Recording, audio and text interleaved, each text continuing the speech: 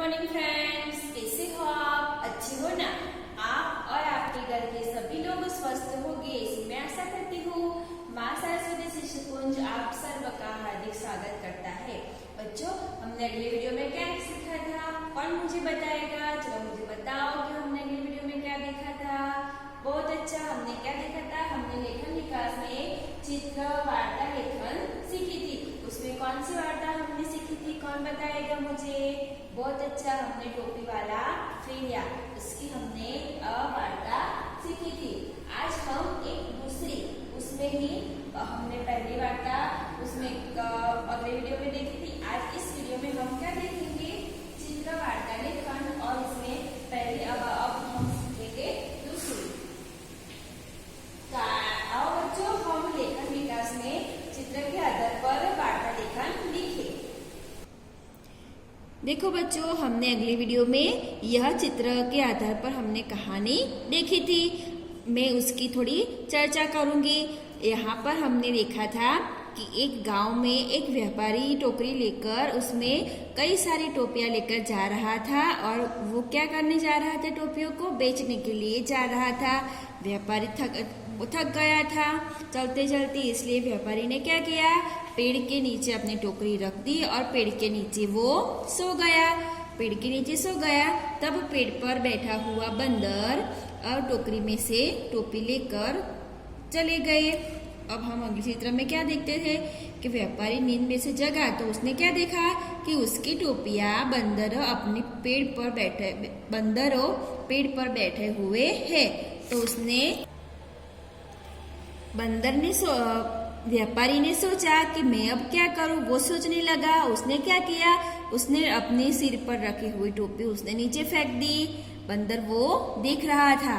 बंदर ने भी व्यापारी के जैसे ही किया। अपने भी टोपियां जो पहनी हुई थी वो भी उन्होंने क्या की? वो नीचे फेंक दी। फिर व्यापारी क्या कर रहा है? व्यापारी अपनी टोपियां बटोर रहा है और टोकरी में रख रहा है। हमने इस चित्र पर हमने क्या सीख मिली थी? सही समय पर बुद्धि का उपयोग करना चाहिए। उसका शीर्षक भी हमने दिया था, व्यापारी की चतुराई। देखो बच्चों, आज हम ये कहानी हम सीखने वाले हैं। पहले हम क्या करेंगे? इसका हम शीर्षक देंगे। तो शीर्षक इसका हम क्या देंगे? चरवाहा और बाघ। हमने ये कहानी पहले भी सुनी है और अपने मम्मी पापा और दादा दादी के साथ भी आपने ये कहानी पहले सुनी होगी। चलो आज फिर से उसको हम दोहराते हैं। देखो, पहले हम क्या करेंगे? ये सभी चित्र को पहले हम देखेंगे और सीखेंगे कि ये चित्र में क्या कहेंगे, और फिर हम इसकी वार्ता लेखन करेंगे। तो पहले हम चित्र समझेंगे। तो देखो बच्चों, यह एक गांव है। गांव में एक चरवाहा अपनी भेड़ बकरियां को चराने के लिए जा रहा है। वहां पर बैठा है, अपनी भेड़ बकरियां वहां पर चर रही है। देखो दूसरे चित्र में क्या दिखाई दे रहा है? चरवाहा चिल्लाता हुआ कुछ बोलता हुआ दिखाई दे रहा है, और भेड़ बकरियां वहां पर क्या कर रही है? वो भी घास को चर रही है। और आगे देखेंगे कि चरवाहा खड़ा है और सामने कई लोग उसके सामने खड़े हुए हैं। आगे चित्र में देखेंगे चरवाहा वहां पर दिखाई दे रहा है, और गांव वाले क्या कर रहे हैं? वापस अपने गांव जा रहे हैं। देखो इस चित्र में क्या दिखाई दे रहा है? चरवाहा चिल्लाता हुआ दिखाई दे रहा है, और यहाँ पर बाघ आया है और भेड़ बकरियां यहाँ से जा रही है। देखो इस चित्र में क्या दिखाई दे रहा है? चरवाहा यह झाड़ पर चढ़ा हुआ दिखाई दे रहा है। देखो यह चरवाहा पेड़ पर दिखाई दे रहा है, और बाघ क्या कर रहा है? उसकी भेड़ बकरियां को खा रहा है। चलो अब पहले हम इसका हम शीर्षक यहाँ पर लिख लेते हैं। इसका शीर्षक हमने क्या बोला था? चरवाहा और बाघ।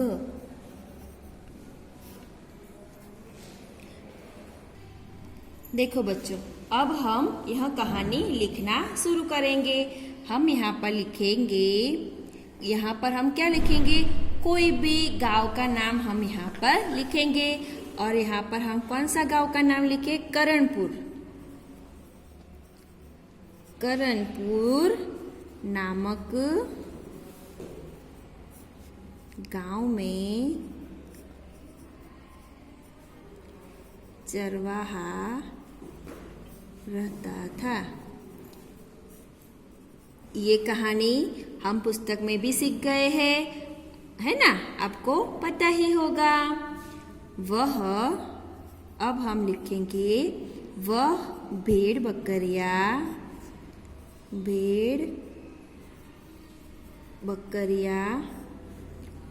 लेकर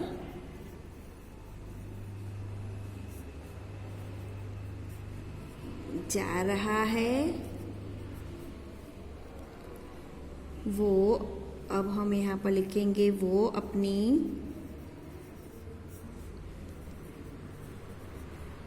भेड़ बकरियां चरवा रहा है। लिखेंगे हम, चरवाहा बांसुरी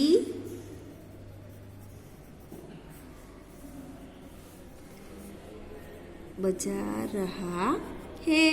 देखो, करणपुर नामक गांव में चरवाहा रहता था।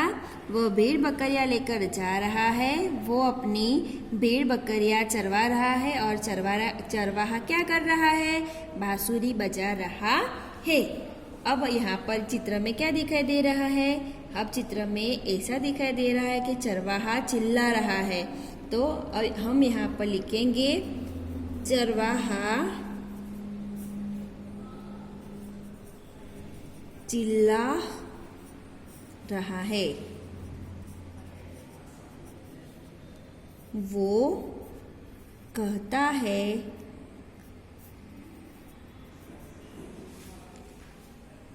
बाघ आया, बाघ आया, बाघ आया। ऐसा वो चिल्ला रहा है। वो कहता है, बाघ आया, बाघ आया। तो वो चिल्ला रहा है। अब हम यहाँ पर क्या लिखेंगे, देखो इस चित्र में क्या दिखाई दे रहा है, चरवाहा चिल्लाया कि बाघ आया, बाघ आया। उसकी पुकार सुनकर यहाँ पर हम लिखेंगे, उसकी आवाज, पुकार नहीं लिखेंगे हम, उसकी आवाज सुनकर गांव में से कई लोग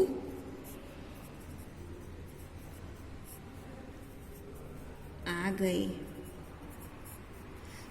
उन्हों के पास कई सारे हथियार भी है। यहाँ पर हम यह नहीं लिखेंगे, पर अपनी खातिर हम ऐसे लिख सकते हैं कि वो गांव में से जो लोग आए उनके पास कई सारे हथियार भी थे।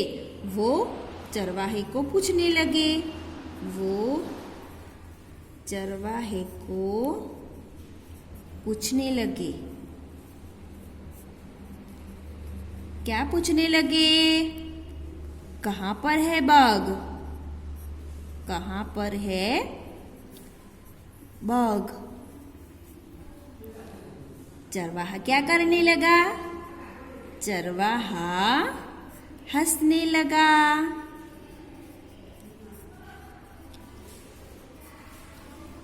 चरवाहा ने क्या कहा, चरवाहा ने कहा, चरवाहा ने कहा, मैं तो मजाक कर रहा था।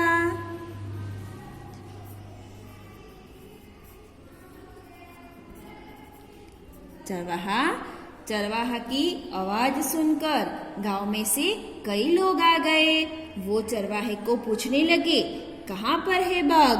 तो चरवाहा हंसने लगा और हंसते हंसते कहने लगा, अरे मैं तो मजाक कर रहा था, यहाँ पर तो कोई बाघ नहीं आया है। ये सुनकर, अब यहाँ पर हम ऐसा लिखेंगे, ये सुनकर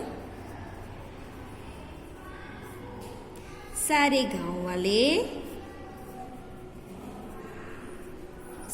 गांव वाले यहाँ से चले जाते हैं।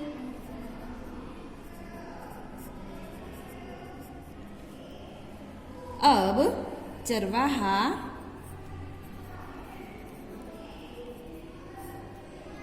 फिर से अपने काम में लग जाता है। देखो, चरवाहा कहता है कि यहाँ पर कोई बाघ नहीं आया और हंसने लगता है, मैंने तो मजाक किया था। अच्छा, तो गांव वाले उसको चरवाहा को कहते हैं कि तू ये अच्छा नहीं कर रहा, ये सब यहाँ पर हम नहीं लिखेंगे, पर हमारी समझ के लिए हम यहाँ पर मैं आपको बता दूं कि गांव वाले चरवाहा को डांटते हैं, उसको कहते हैं कि ये तेरी बुरी आदत है, तुम्हें ये करना नहीं चाहिए। जब तुम्हारे पास कुछ मुसीबत आ जाती है तो कोई तुम्हारी सहायता नहीं करेगा। यह कहते हुए गांव वाले वहां से चले जाते हैं और चरवाहा क्या करता है, फिर से वो अपने काम में लग जाता है। देखो बच्चों, इस चित्र में सचमुच गांव वालों ने जो बात की थी वो सच हो गई। गांव वालों ने क्या किया था, गांव वालों ने कहा था कि जब तुम्हारे पास कोई मुसीबत आएगी तो कोई तुम्हारी सहायता नहीं करेगा, और हुआ यूं ही। देखो, सचमुच में बाघ आ गया। चरवाहा जोर से चिल्ला रहा है पर उसकी सहायता के लिए कोई आ रहा है नहीं। क्यों नहीं आ रहा है? क्योंकि चरवाहा ने पहले ऐसा मजाक किया था कि बाघ आया। ये बात सुनकर गांव वाले यहाँ पर आ गए थे, पर चरवाहा तो मजाक कर रहा था। अब फिर से चरवाहा यही दोहरा रहा है कि बाघ आया। गांव वालों को क्या लगा हुआ होगा? गांव वालों को लगा हुआ होगा कि ये चरवाहा फिर से मजाक कर रहा है, इसीलिए वो फिर से नहीं आएंगे। तो अब यहाँ पर हम क्या लिखेंगे? गांव वालों की बात सच हुई। गांव वालों की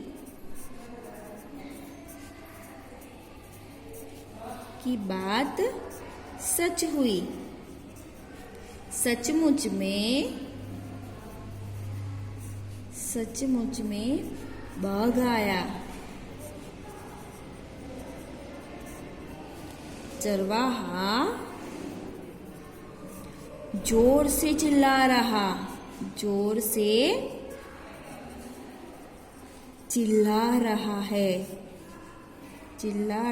था। चरवाहा जोर से चिल्ला रहा था, पर उसकी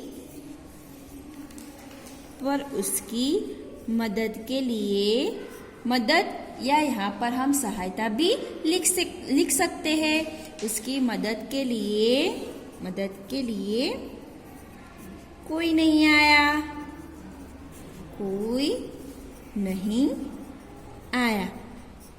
क्यों नहीं आए होंगे? क्योंकि गांव वालों को लगा हुआ होगा कि वो फिर से मजाक कर रहा है और बाघ उसकी भेड़ बकरिया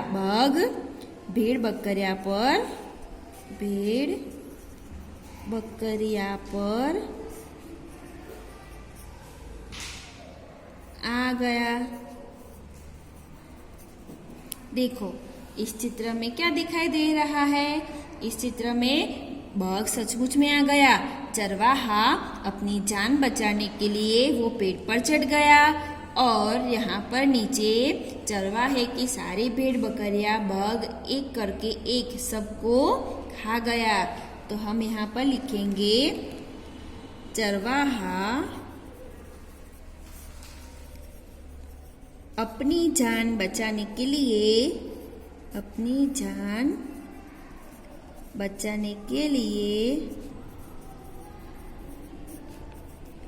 पेड़ पर चढ़ गया।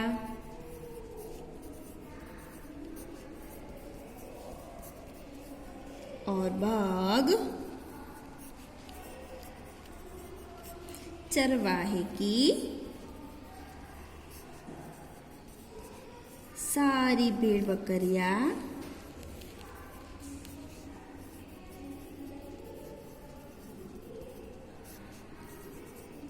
खा गया, है ना। चरवाहा चिल्लाता रहा पर उसकी मदद के लिए, उसकी सहायता के लिए कोई नहीं आया। बग भेड़ बकरिया पर आ गया और चरवाहा अपनी जान बचाने के लिए वो पेड़ पर चढ़ गया। और बग क्या कर रहा है, बग चरवाहे की सारी भेड़ बकरियां एक करके एक सबको खा जाता है। बच्चों, इस कहानी पर से हमें क्या सीख मिलती है? चलो मुझे कौन बताएगा? बहुत बढ़िया। इस कहानी पर से हमें सीख मिलती है कि हमें झूठ बोलना नहीं चाहिए। कोई भी झूठे लोगों का विश्वास नहीं करता, इसीलिए हमें सच ही बोलना चाहिए। यहाँ पर सीख में हम ऐसा लिखेंगे कि झूठ बोलना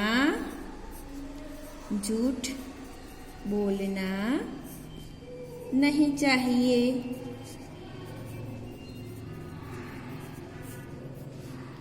झूठ बोलने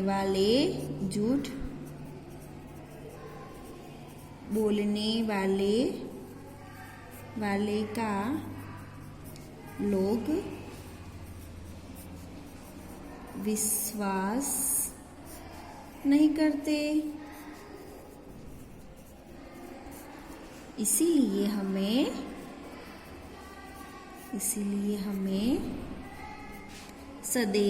सदैव यानी हमेशा सदैव सच बोलना चाहिए।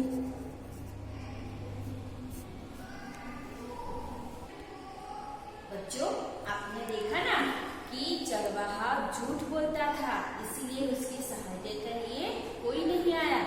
आप सोचो कि चरवाहे ने सच बोला होता, उसकी बुरी आदत क्या थी? उसकी बुरी आदत थी लोगों का मजाक करना। उसने मजाक नहीं किया होता और वो सच बोलता होता तो क्या होता? तो गांव वाले लोग उनकी सहायता के लिए वहां पर आते और बग को वहां से भगा देते और उसकी भेड़ बकरियां बच जाती और चरवाहा भी बच जाता। इसीलिए हमें हमेशा हमारे पर कोई भी मुसीबत कई सारी मुसीबत हमारे पर आ जाए, पर हमें कोई भी प्रकार की झूठ बोलना नहीं चाहिए। हमें सदैव हमेशा सच ही बोलना चाहिए और सच का ही साथ देना चाहिए। कोई झूठ बोलता हो तो हम उसको ऐसा नहीं कहते कि ना तो सही है, हमें ऐसा बोलना नहीं चाहिए। वो झूठ बोलता है तो हमें उसको कहना चाहिए कि तू झूठ ही बोल रहा है, झूठ बोलना पाप है, वरना क्या होता है? तो वो चरवाहे की जैसी हमारी हालत हो जाती है।